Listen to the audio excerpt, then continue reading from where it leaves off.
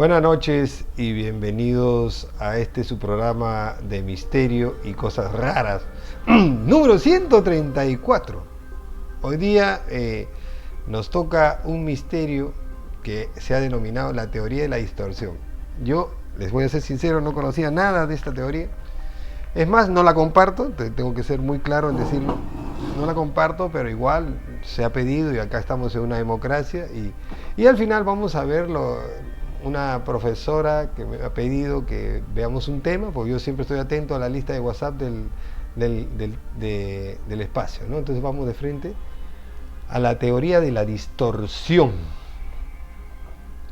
A ver, vámonos acá y esto lo sacamos por acá, ya.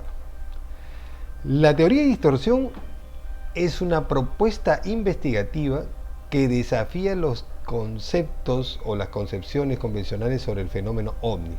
Esta teoría sugiere que las experiencias relacionadas con avistamientos de ovnis están intrínsecamente vinculadas a la mente humana y a los procesos de manipulación psíquica externa de los testigos.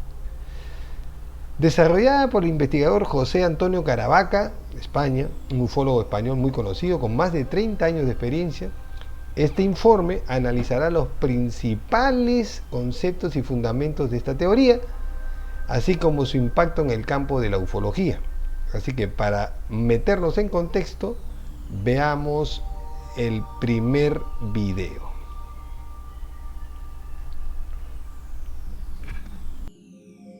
Propuesta por el periodista e investigador ufológico español José Antonio Caravaca.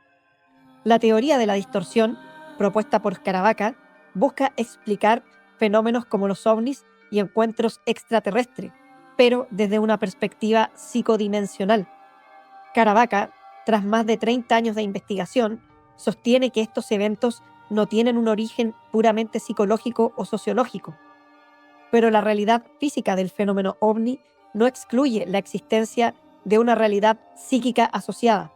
La teoría de la distorsión introduce el concepto de agente externo, una entidad esquiva y efímera que cataliza la conexión entre la psiquis del observador y porciones desconocidas de la realidad, posiblemente otras dimensiones. Este agente actúa como un distorsionador que, mediante un proceso psíquico, toma elementos del inconsciente del testigo para crear experiencias de visitación alienígena ficticia.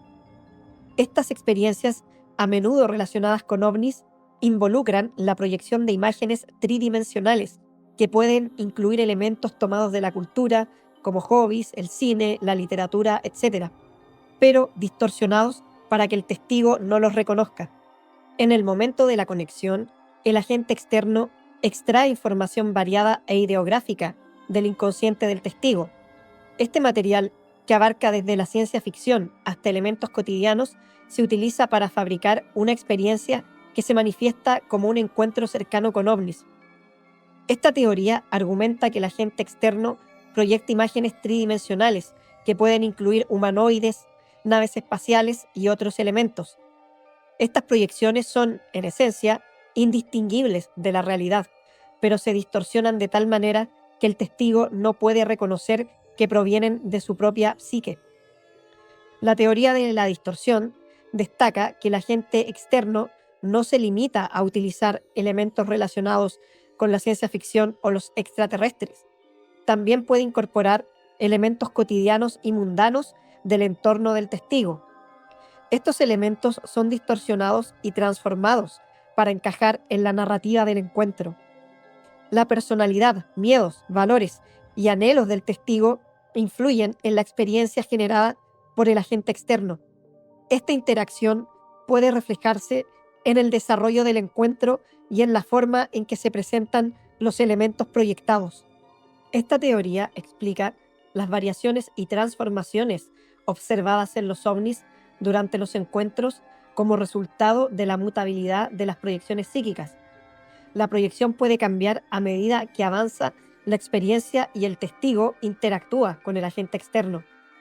Además, la teoría cuestiona otras teorías tradicionales que consideran a los ovnis como naves extraterrestres, proponiendo en su lugar una explicación que fusiona lo psíquico con lo físico.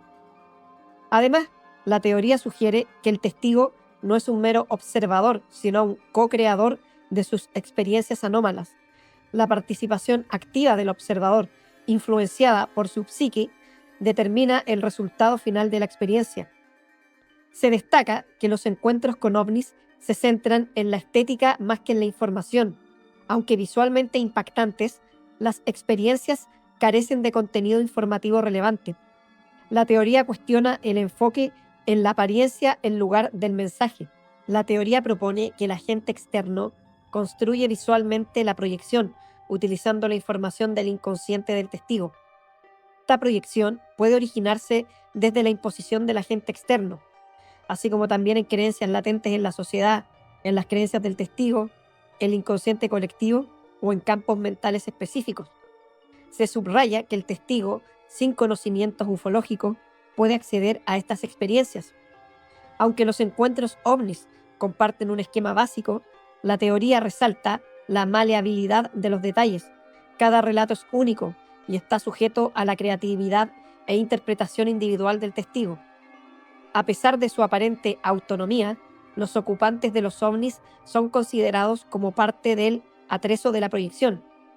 Carecen de mayor significación y son creados por la misma materia psíquica que la nave. Se compara su comportamiento con personajes nebulosos de sueños. También se explica la aparente inmunidad de las entidades sobrenaturales a ser heridas por humanos. Además, se señala que muchas de estas criaturas aparecen y desaparecen gradualmente, siendo percibidas solo por algunas personas de un grupo más extenso. El agente externo accede al inconsciente y activa la creación mental compartida.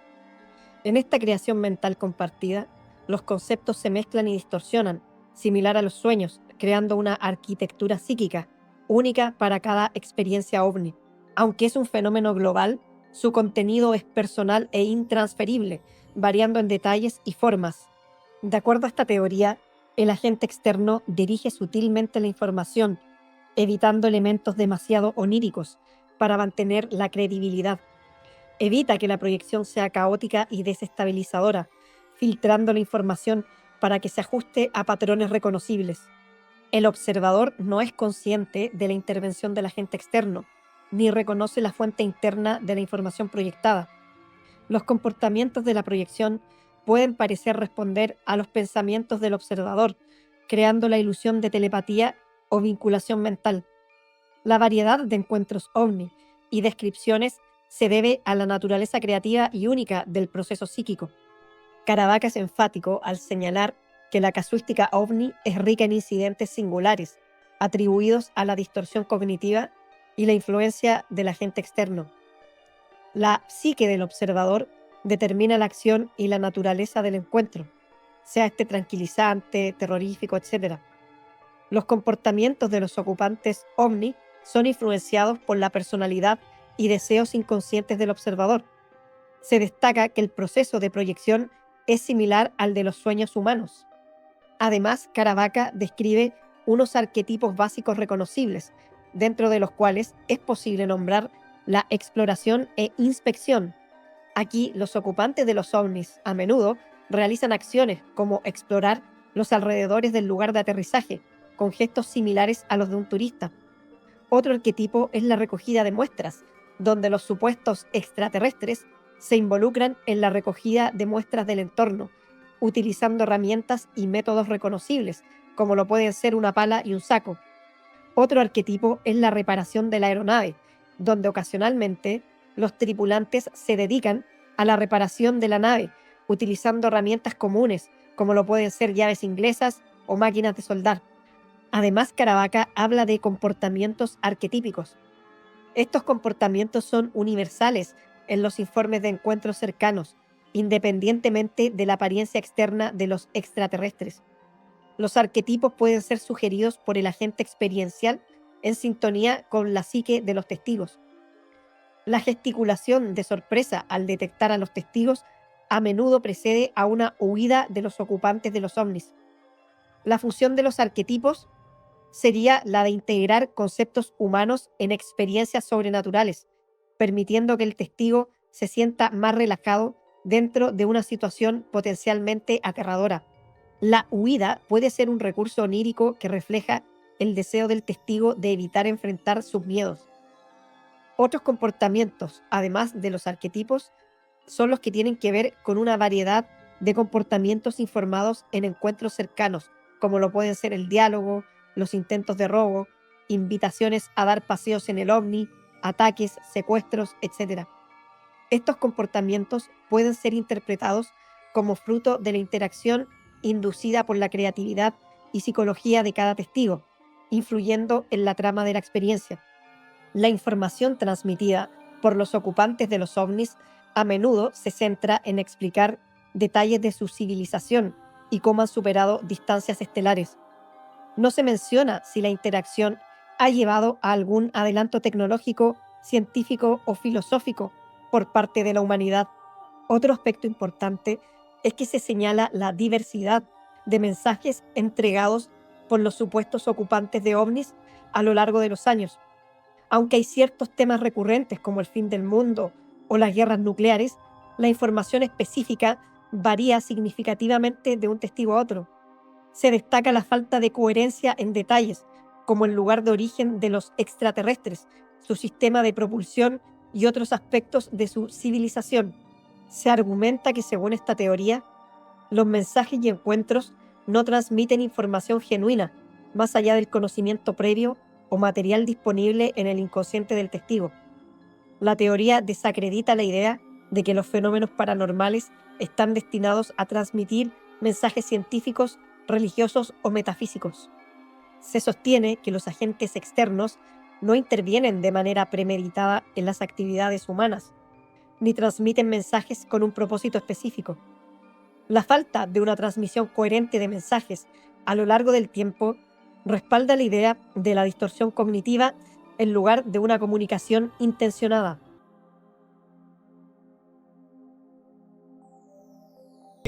A mí la verdad que no comparto esta teoría porque al parecer el señor Caravaca es completamente escéptico y está dentro de los desinformadores de información. En fin, la ufología como disciplina ha explorado durante décadas la posibilidad de que los avistamientos ovnis sean una evidencia de visitas extraterrestres o de seres transdimensionales a la Tierra. Sin embargo, a pesar de la abundancia de testimonios y evidencias fotográficas y fílmicas, aún persisten las interrogantes sobre la naturaleza y el origen de estos fenómenos. Sí, pues, ¿no? Igual que el origen del universo. La teoría de la distorsión surge como una alternativa a las explicaciones tradicionales, proponiendo un enfoque meramente psicológico y metafísico para comprender estas experiencias. Vamos a ver los principios fundamentales de esta teoría. Son modus operandi, interacción psíquica e inconsistencia de los testigos. Vamos uno por uno. Modus operandi de las experiencias ovni. Caravaca sostiene que las características recurrentes de los avistamientos de ovnis, así como la diversidad de formas de las naves y de los supuestos tripulantes, sugieren un patrón de comportamiento que va más allá de una explicación puramente física o extraterrestre. En el campo de la interacción psíquica, la teoría postula de que los avistamientos de ovnis están relacionados con la manipulación psíquica de la mente humana.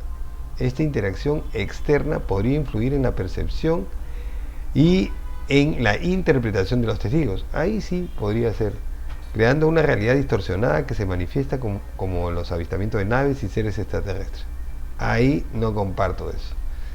Inconsistencia de los testigos. Bueno, yo soy un periodista de investigación y eso es normal. Caravaca señala que las inconsistencias de los testimonios de avistamiento de ovnis como evidencia de esta distorsión psíquica, la diversidad de relatos y la falta de uniformidad de las experiencias sugieren una influencia externa en la percepción de los testigos. En cuanto a la evidencia y apoyo para respaldar su teoría, Caravaca recopila una amplia gama de casos de avistamiento de ovnis y los analiza desde la perspectiva psicológica y la fenomenología ufológica. Además, examina fenómenos relacionados como la parálisis de sueño y las experiencias cercanas a la muerte para identificar similitudes en los patrones de percepción y comportamiento.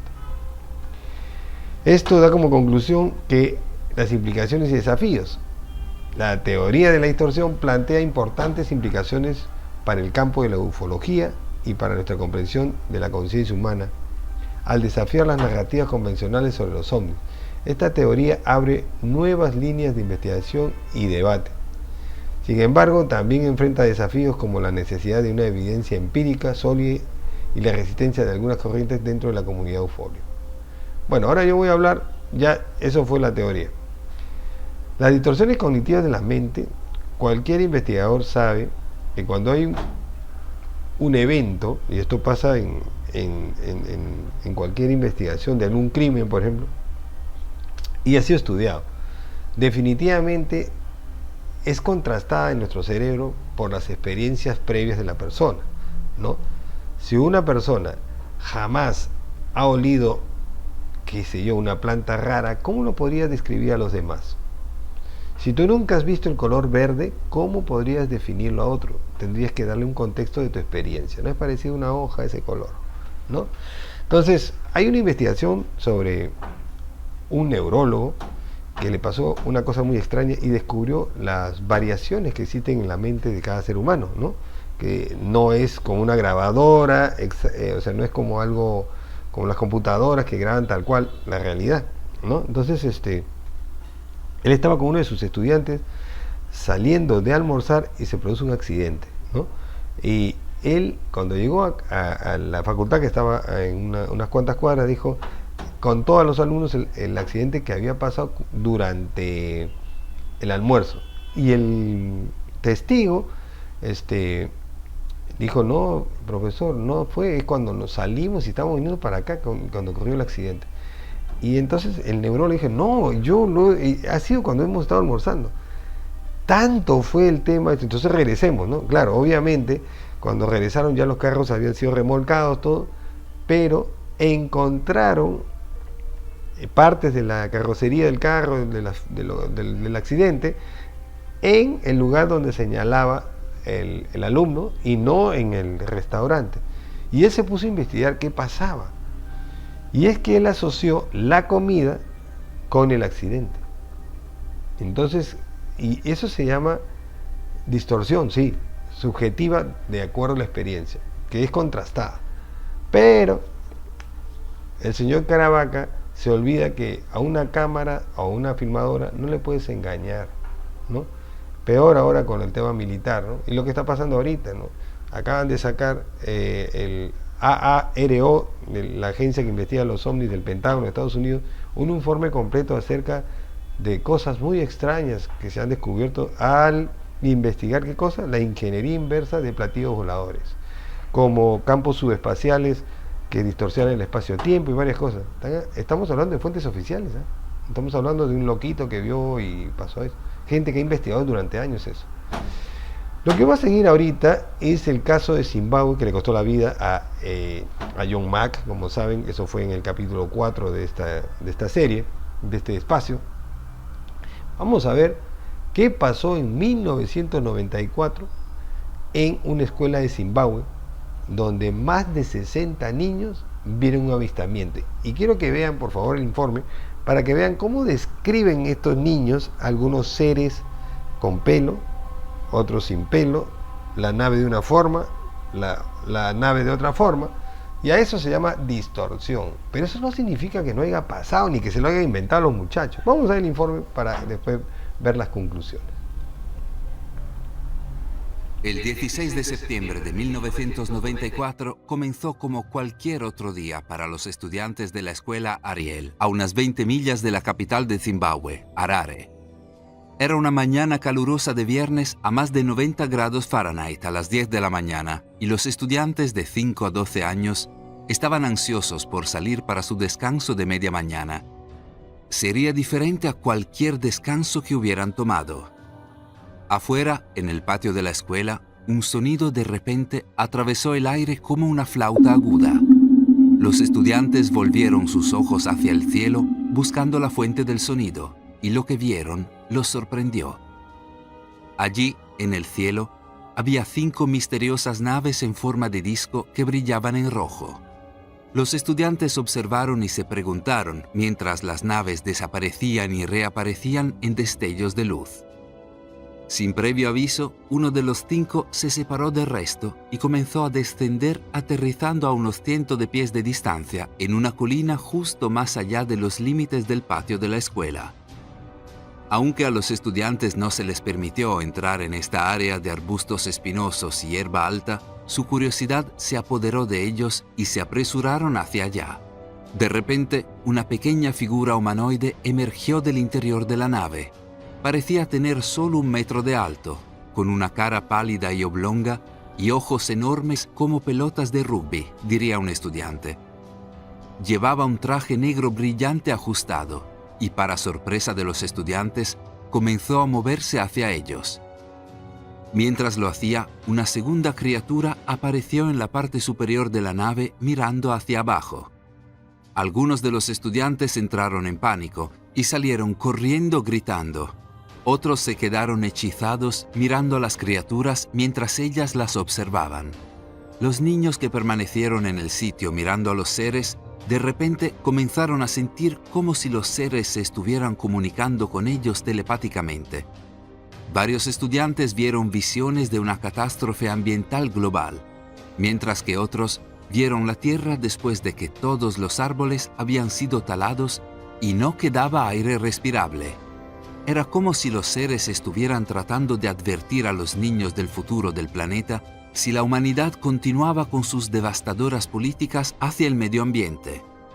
Algunos estudiantes vieron océanos contaminados, mientras que otros recibieron advertencias directas sobre el uso de nuestras tecnologías y que no deberíamos desarrollar nuestras tecnologías demasiado, ya que pueden causar nuestra extinción. En la escuela, Hind y Leach entrevistaron lentamente a los niños. Eran un grupo ecléctico, compuesto por una variedad de antecedentes culturales, niños de varias tribus africanas, así como blancos y asiáticos, y sin embargo, a pesar de sus diferencias, todos contaban la misma increíble historia. Las naves en forma de disco, los seres extraños, el sonido agudo de la flauta. Lo más increíble eran los dibujos que habían hecho los estudiantes. Aunque los habían mantenido separados para evitar que se copiaran entre sí, los 35 niños que participaron en el ejercicio habían dibujado casi exactamente lo mismo, lo que parecía ser un ovni y un ser alienígena. Esto fue especialmente sorprendente para Hind, ya que estos niños de las zonas rurales de África probablemente no habrían estado al tanto de los conceptos de la cultura pop de platillos voladores y extraterrestres. ¿Cómo pudieron haber dibujado estas cosas cuando ni siquiera sabían lo que eran a menos que las hubieran visto en el patio de la escuela ese día? ¿Podía ser esto realmente posible? Tim Leach encontró toda la experiencia profundamente inquietante. ¿Podría venir a Zimbabue para comprobarlo? En medio de un escándalo profesional que amenazó su carrera, Meg pudo haber optado por mantener un perfil bajo, pero no pudo resistirse a subirse a un avión. Cuando John Mack entró en la escuela Ariel en Zimbabue, se encontró con una especie de calamidad. Niños y adultos aterrorizados que no podían entender la situación en la que se encontraban. Basándose en sus años de experiencia como quizás el principal experto mundial en psicología infantil, Mack rápidamente tomó el control de la situación. Durante 2 días realizó entrevistas con los estudiantes utilizando todas las técnicas que conocía para tranquilizar a los niños y ganar su confianza, lo que les permitió articular sus experiencias con precisión y sin ser guiados. Y articular fue lo que hicieron. Los niños le contaron a Meg sobre los extraterrestres y los objetos voladores, las vistas, los sonidos y los sentimientos que habían experimentado ese día. Algunos de los niños incluso dijeron que los seres se habían comunicado con ellos telepáticamente. Lo más impactante de todo fue el mensaje que afirmaron haber recibido durante esta comunicación telepática. Como lo expresó un estudiante, lo que pensé fue que nos estaban diciendo que el mundo se acabaría porque no cuidamos el planeta adecuadamente. Me sentí horrible por dentro. Todos los árboles simplemente se irán abajo y no habrá aire y la gente se estará muriendo. De esto, Meg tomó nota. Había observado muchas veces en su obra la aparición de este tipo de profecías ambientales. Caso tras caso escribió, se estaban transmitiendo a los experimentadores poderosos mensajes sobre la amenaza humana a la ecología de la Tierra, en palabras e imágenes vívidas e inconfundibles. ¿Qué podría significar esto?, Meg se preguntó. ¿Qué mensajes poderosos estaban perdiendo los seres humanos? Después de 2 días agotadores de entrevistas, Meg tenía que tomar una decisión. En casa fue juzgado por su investigación sobre extraterrestres. Hubiera sido tan fácil para él simplemente proclamar que las historias de los niños eran falsas como una especie de denuncia pública de sus puntos de vista para que todos en Harvard la vieran.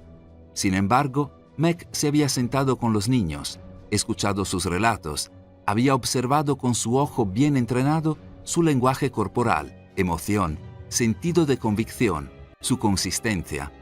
Describieron estas experiencias como una persona habla de algo que le ha pasado, concluyó. Cuando hablas con alguien que te está diciendo un engaño, puedo notarlo, no hay nada como eso aquí. Según Meg, los niños decían la verdad. Es interesante notar que las conclusiones iniciales de Meg se fortalecieron años después, cuando un cineasta llamado Randall Nickerson se topó con la historia del incidente de la escuela Ariel y decidió hacer un documental al respecto en 2008.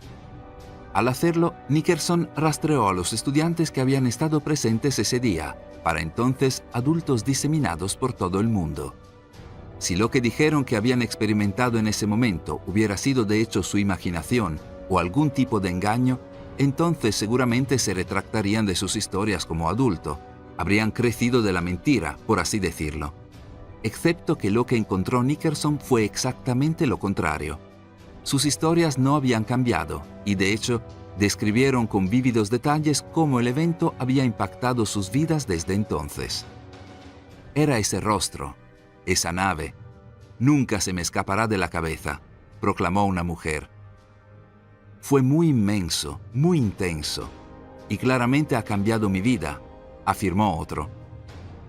Nickerson concluyó que no hay duda de que sucedió algo muy inusual en esa escuela. El efecto en los encuentros de los niños con seres extraterrestres fue tan profundo que incluso hoy, como adultos, continúan recordando esta experiencia y afirman que afectó sus elecciones de vida al convertirse en adultos.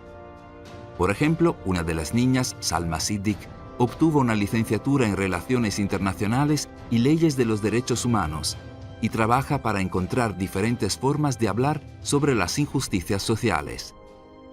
Otra, Liesl Fields, se convirtió en trabajadora de apoyo social y afirmó que después del incidente sintió un fuerte sentido del deber de retribuir y ayudar a la humanidad. Tanto Salma Siddiq como Liesl Fields aparecen en diferentes conferencias sobre extraterrestres y continuaron contando su historia y lo que vieron en este patio de la escuela en 1994. Lo más interesante es la experiencia de Emily Trim. El encuentro extraterrestre en la escuela Ariel de Zimbabue ha tenido un efecto tan profundo en su vida que se convirtió en artista, dibujando y pintando imágenes de los seres que veía. Incluso dice que sigue recibiendo señales e imágenes telepáticas de estos seres, a menudo en forma de símbolos que también describe en su arte. El propio Meg tiene una respuesta. No me habría metido en problemas si no hubiera sugerido en el libro que mis hallazgos podrían requerir un cambio en nuestra visión de la realidad. Meg no solo estaba diciendo en su trabajo que los extraterrestres podrían existir, estaba desafiando a todo el establecimiento científico occidental del cual la Universidad de Harvard y sus poderosos donantes eran una parte prominente. Estaba desafiando nuestras percepciones de la realidad. De hecho, esto no era solo la opinión de Meg, pero la opinión de su némesis Arnold Rellman, quien dirigió la investigación contra Meg. En palabras de Rellman, si estas historias se creyeran como relatos de hechos literales, contradecirían virtualmente todas las leyes básicas de la física, la química y la biología de las que depende la ciencia moderna. Por supuesto, ese era exactamente el punto de Meg. ¿Por qué queremos reducir este poderoso fenómeno a nuestras nociones de la realidad?, preguntó Meg, en lugar de poder estirarnos para expandir lo que sabemos. Habiendo sobrevivido a los intentos de Harvard de derribarlo, esto es precisamente lo que haría Meg. Intentaría encontrar lo que describió como un nuevo paradigma científico, afirmando que nuestro marco de consenso de la realidad es demasiado limitado. A principios de la década de 2000, Meck había comenzado a trabajar en esto con dos personas notables. La primera era Elizabeth Targ, una psiquiatra interesada en lo paranormal y, por cierto, hija de un inventor que trabajó con la CIA en la década de 1970 en su infame proyecto Visión Remota. El segundo fue el esposo de Targ, Mark Cummings, físico teórico y matemático especializado en la investigación de energías alternativas. Juntos, los tres nunca empezaron a forzar la investigación de la conciencia, y en particular la supervivencia de la conciencia después de la muerte. Desafortunadamente, en medio de esta investigación, Targ contrajo cáncer y falleció. Sin embargo, esto agregó otra arruga a su trabajo cuando Cummings comenzó a afirmar que su esposa muerta se estaba comunicando con él desde el más allá de la tumba. En poco tiempo, Meck elaboró un manuscrito que detallaba sus hallazgos que se iban a publicar como libro.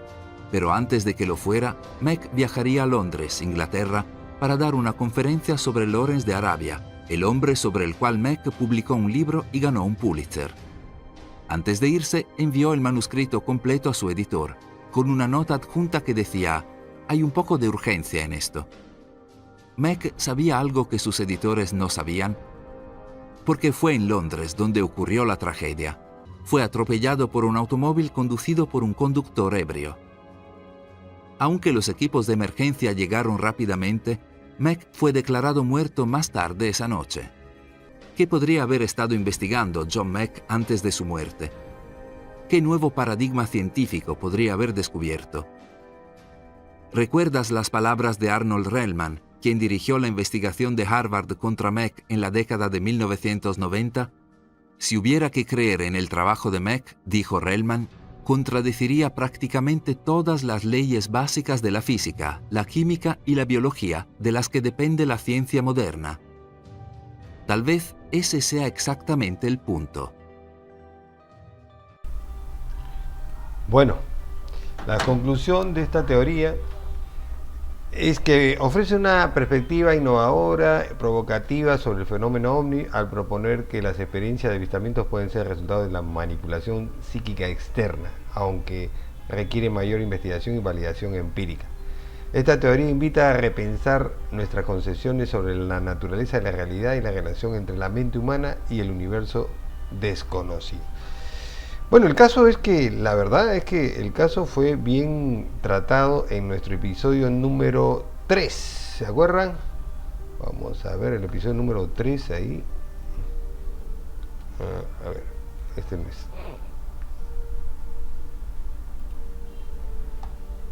¿Se está viendo? A ver. Docentedigital.club, cruda realidad, y nos retrocedemos en el tiempo hasta el episodio número 3, donde hablamos nada menos ni nada más de John Mack y su extraño accidente justo cuando iba a pasar esta revelación contraria justo a la teoría de la distorsión. Acá el primer científico de Harvard decía que el fenómeno de los secuestros, el fenómeno de los ovnis y justo en la investigación que acabamos de ver de Zimbabue, no era más que admitir que no somos el centro del universo, sino que somos una especie más, una especie joven en el tema de la exploración espacial. Y por eso, como no lo pudieron callar, como no lo pudieron desacreditar, como no lo pudieron botar de Harvard, accidentalmente murió atropellado, ¿no? Qué curioso, ¿no? Y justo los investigadores que lo acompañaban, uno contrae cáncer y el otro se vuelve loco. Entonces, acá es bien complicado las cosas, ¿no? Y al señor Caravaca, con todo respeto, le diría que lea el libro, en el episodio 2, El día después de Roswell, donde Philip Corso, un militar de alto rango de Estados Unidos, dijo cómo la ciencia actual fue desarrollada a partir de la ingeniería inversa del platillo volador. Y con eso ya no me meto más, porque yo considero que la teoría de la distorsión no es más que una patraña de desinformación, que obviamente hay dos bandos, ¿no? Hay gente que perfectamente sabe que esto existe y que trata de inducir a la población a que es un disparate. Bueno, quien le habla, yo me siento tranquilo porque yo sí soy testigo y tengo evidencia fotográfica y fílmica de ovnis.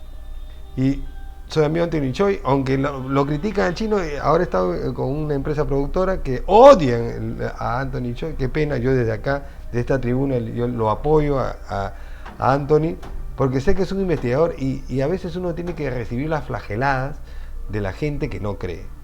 Pero no se preocupen porque yo siento que próximamente la humanidad va a recibir una visita y toda esta gente se va a callar.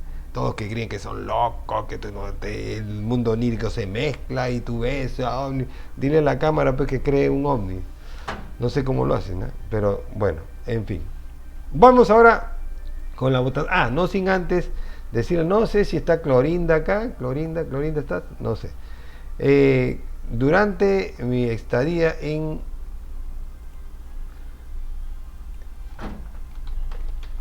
la ciudad de Arequipa, específicamente Carabalí, recibí una fotografía, que la ven acá, de Clorinda Elizabeth Morales, quien nos pide que toque el tema de fotografías inexplicables.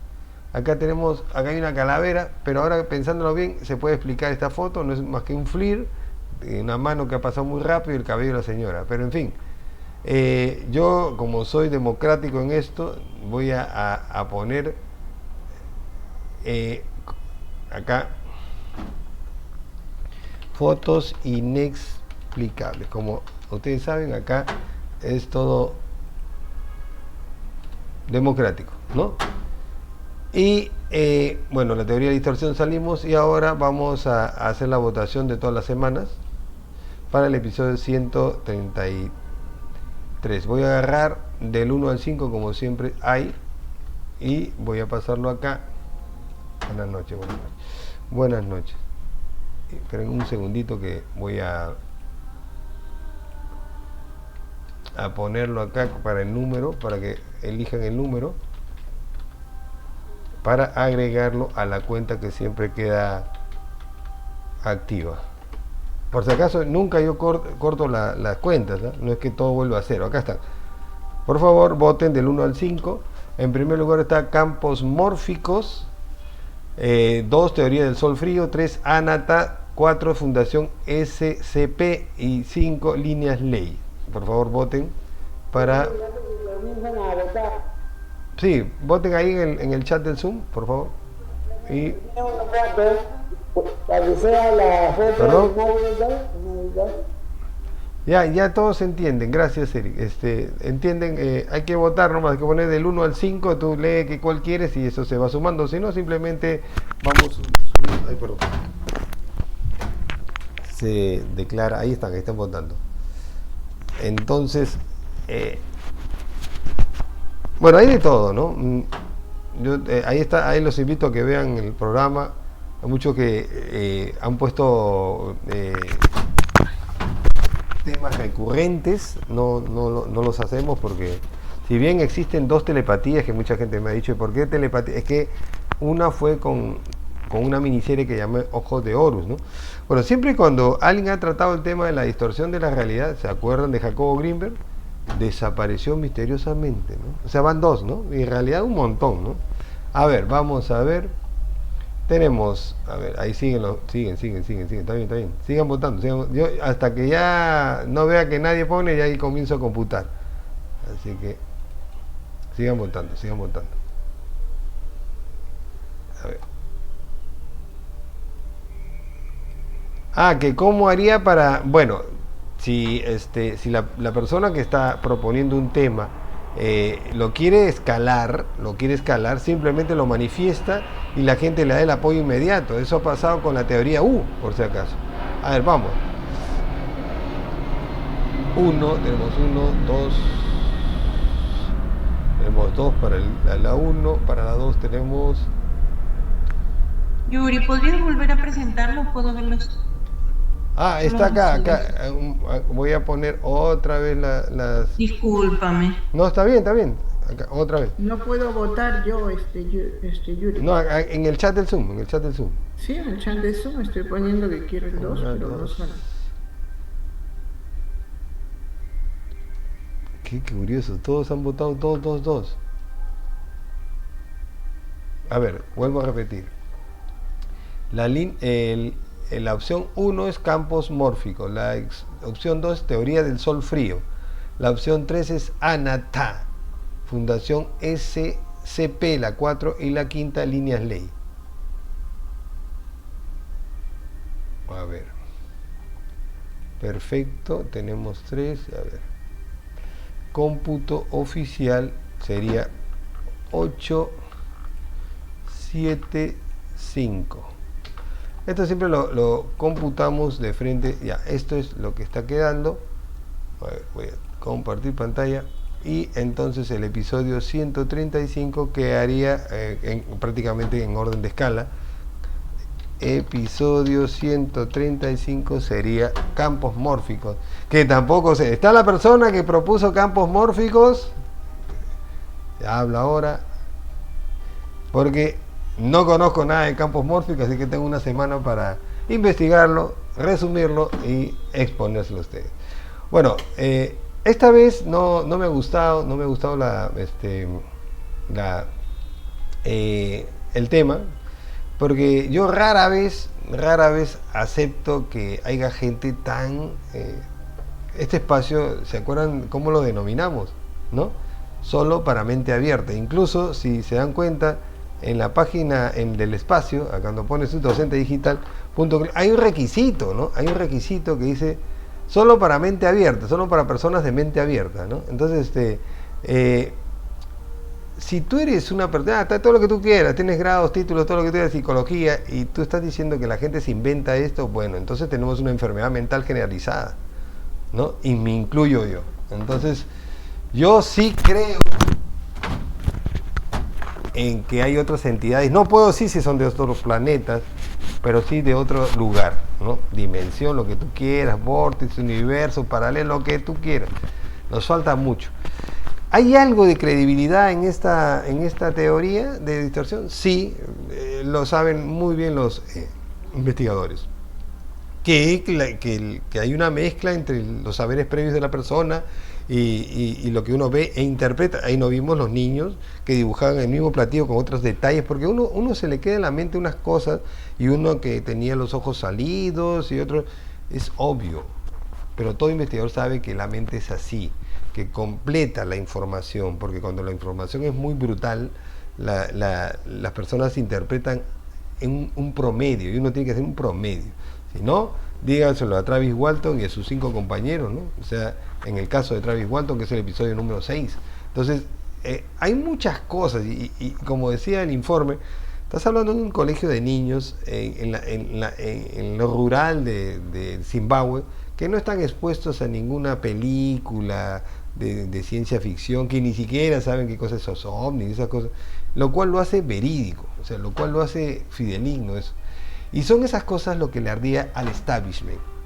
El establishment le daba horror que un afamado científico de Harvard pudiera estar diciendo, oye, estás alborotando el gallinero, si yo quiero que la gente ignore eso. Porque, ¿qué pasaría pues si mañana más, y va a pasar, más temprano que tarde, va a pasar que va a haber una revelación? Pues la gente que no cree que pasa, va a ser peor que cuando Japón perdió la guerra, ¿no? Miles se van a suicidar, y eso es lo que no quieren. La economía se va a destruir definitivamente, ¿ya para qué? Entonces todos el que piensa que el dinero es el poder, ¿y quiénes manejan? Los poderosos manejan. Entonces a ellos no les interesa, ¿no? Sí les interesa, al grado militar le interesa para desarrollar armas. Y se podría explicar ahí el tema de la paradoja de Fermi. En fin, yo lo dejo acá y vamos para el debate.